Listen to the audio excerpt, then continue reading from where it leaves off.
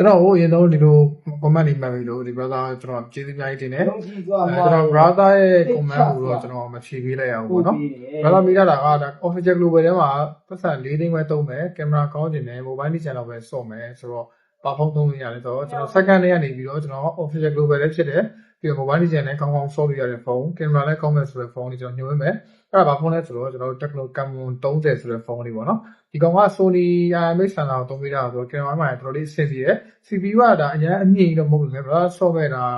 mobile legend game ကတော့ဒါကောင်းကောင်းလေးကိုနိုင်တယ်လို့ပြောလို့ရပါတော့။ဘက်ထရီလေးလည်းသူ့ဟာသူဘက်ထရီ mAh က9000ဆိုတော့တော်တော်လေးကိုခံတယ်လို့ပြောလို့ရတယ်။ဒါ official global တွေကဒါ4သိန်းပဲဝင်းချင်မှာဒီကောင်လေးရောက်ဝယ်လို့အဆင်ပြေတယ်။ဘာသာသုံးမဲ့ဟာရင်းနဲ့အကုန်ကွက်တိကျတယ်ပေါ့နော်။ဆိုတော့ China လုံးလေးကလို့ညဆိုလို့ရှိရင်တော့ကျွန်တော်ကအဲ့4သိန်းပဲဝင်းချင်မှာဘာသာသုံးတယ်ဆိုလို့ရှိရင် Redmi Note 12 Pro 5G လေးကိုကျွန်တော် recommend ပေးတယ်။ performance လည်းကောင်းတယ်ပြီးလို့ရှိရင်ကင်မရာပိုင်းလေးလည်းတော်တော်လေးကောင်းတယ်ပေါ့နော်။ဒါပေမဲ့ဘယ်ဖုန်းကိုပဲဝယ်ကျွန်တော်ပြောချင်တာကဒါစိတ်ချရတဲ့